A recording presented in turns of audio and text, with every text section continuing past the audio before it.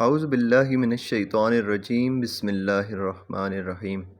میں ہوں محسن خان اور آپ دیکھ رہے ہیں محسن وائس۔ ناظرین، اس ویڈیو کے پچھلے پارٹ میں ہم نے رچ رونالڈ کے قتل کے واقعے کو بیان کیا تھا۔ اس ویڈیو میں ہم بات کریں گے کہ سلطان صلاح الدین ایوبی نے یروشلم کو کس طرح فتح کیا اور صلیبی جنگوں کے بارے میں۔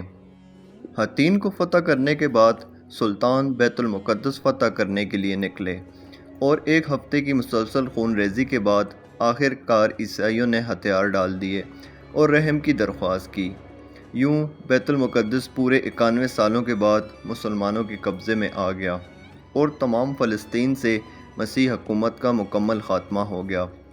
بیت المقدس کی فتح سلطان صلاح الدین ایوبی کی سب سے بڑی خواہش تھی اور ان کا سب سے بڑا کارنامہ بھی تھا۔ انہوں نے مسجد اقصیٰ میں داخل ہو کر نور الدین زنگی کا تیار کردہ منبر اپنے ہاتھ سے مسجد میں رکھا۔ اس طرح نور الدین زنگی کی خواہش سلطان کے ہاتھوں پوری ہوئی۔ سلطان صلاح الدین ایوبی نے بیت المقدس میں داخل ہو کر وہ مظالم نہیں کیے جو اس شہر پر قبضہ کے بعد عیسائی افواج نے کیے تھے۔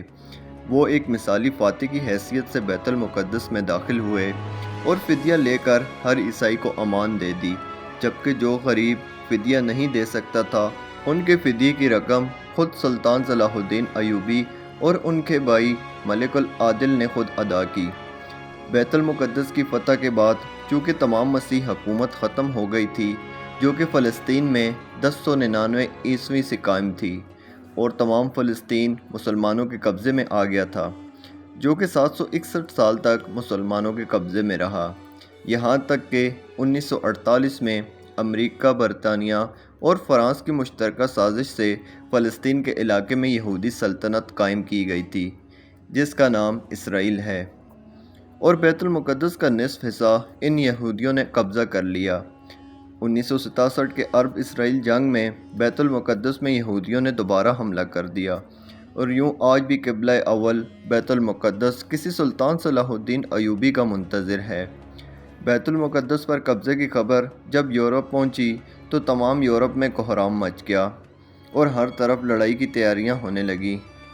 جرمنی، اٹلی، فرانس اور برطانیہ کی فوجیں اس قبضے سے لڑنے کے لیے روانہ ہو گئیں۔ یورپ کی اس متحدہ فوج کی تعداد 6 لاکھ کے قریب تھی۔ عیسائی فوج نے ابھی تک اتنا عظیم و شان لشکر نہیں دیکھا تھا۔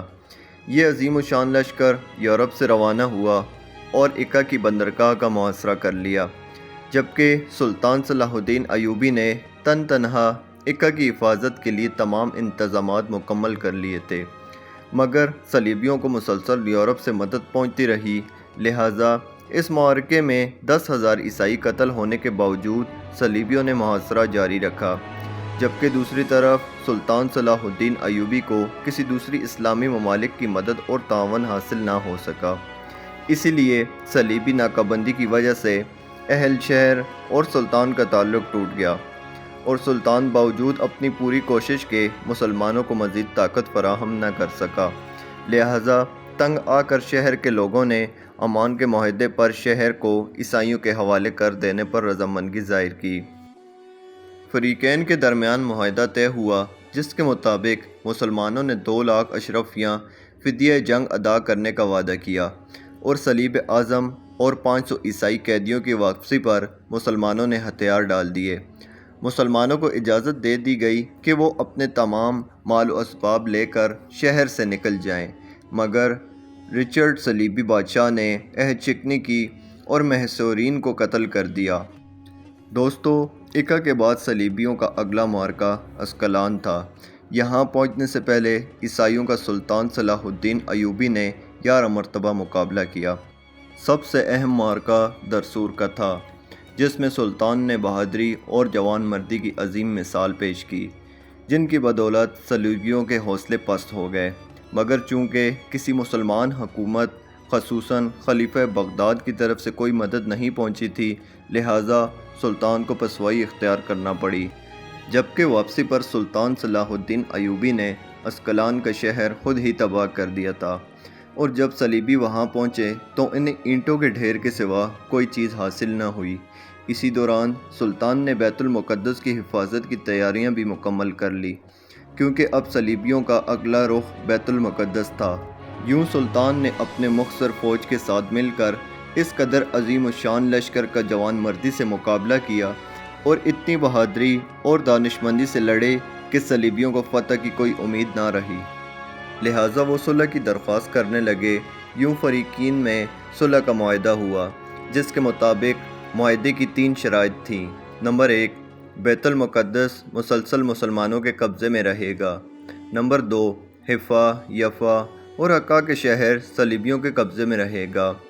نمبر 3، اسکلان آزاد علاقہ تسلیم کیا جائے گا اور زائرین کو مسلسل آمد و رفت کی اجازت ہوگی۔ اور یوں اس معاہدے کے بعد تیسری صلیبی جنگ کا خاتمہ ہو گیا۔ اس جنگ میں صلیبیوں کو سوائے ایک شہر عکا کے علاوہ کچھ بھی حاصل نہ ہوا اور وہ ناکام واپس لوٹ گئے۔ تیسری صلیبی جنگ میں سلطان صلاح الدین ایوبی نے ثابت کر دیا کہ وہ دنیا کا سب سے طاقتور ترین حکمران ہے، جبکہ بیت المقدس کی فتح کے بعد اس نے تمام عیسائی زائرین کے لیے بیت المقدس کو کھول دیا۔ یوں زائرین کا ایک ہجوم بیت المقدس پر امٹ پڑا۔ لہٰذا صورتحال کو دیکھتے ہوئے خلیفہ وقت نے سلطان صلاح الدین ایوبی کو مشورہ دیا کہ پوری دنیا سے آنے والے زائرین کا ایک طریقہ کار واضح کیا جائے اور چند ہی لوگوں کو یہاں آنے کی دعوت دی جائے، جبکہ اس پر سلطان نے جواب دیا کہ لوگ پوری دنیا سے کئی سو میل کا فاصلہ طے کر کے یہاں زیارت کے لیے آتے ہیں، لہٰذا انہیں اس مقدس جگہ کی زیارت سے روکنا ان سے ناانصافی ہوگی۔ دوستو، سلطان صلاح الدین ایوبی ایک ایسا حکمران تھا جو میدان جنگ میں گوہر برپا کرنے والا ایک بہادر جنگجو تو تھا ہی، لیکن ایک رحم دل انسان بھی تھا۔ سلطان صلاح الدین ایوبی نماز 5 گانا کا پابند اور نفلی عبادت گزار تھا۔ اس نے کبھی کوئی نماز نہ چھوڑی اور نہ ہی قضا کی تھی۔ اس کے ساتھ ہمیشہ ایک امام موجود ہوتے تھے، اور اگر کوئی امام موجود نہ ہوتا، یہ کسی عالم دین کے پیچھے نماز ادا کر لیتے تھے جو بھی وہاں پر موجود ہوتے۔ سلطان نے ساری زندگی جو کچھ بھی کمایا، اس کا بیشتر حصہ صدقہ و خیرات میں خرچ کر دیا، اور کبھی وہ اتنی دولت جمع نہ کر پائے کہ وہ زکوٰۃ ادا کر پاتے۔ ان کی ایک بہت بڑی خواہش یہ بھی تھی کہ وہ حج کا فریضہ ادا کر سکے، مگر وہ جہاد میں اس قدر مصروف رہے اور نہ ہی اتنی رقم جمع کر سکے کہ وہ حج ادا کر پائے، لہٰذا یہ خواہش لے کر وہ انتقال کر گئے۔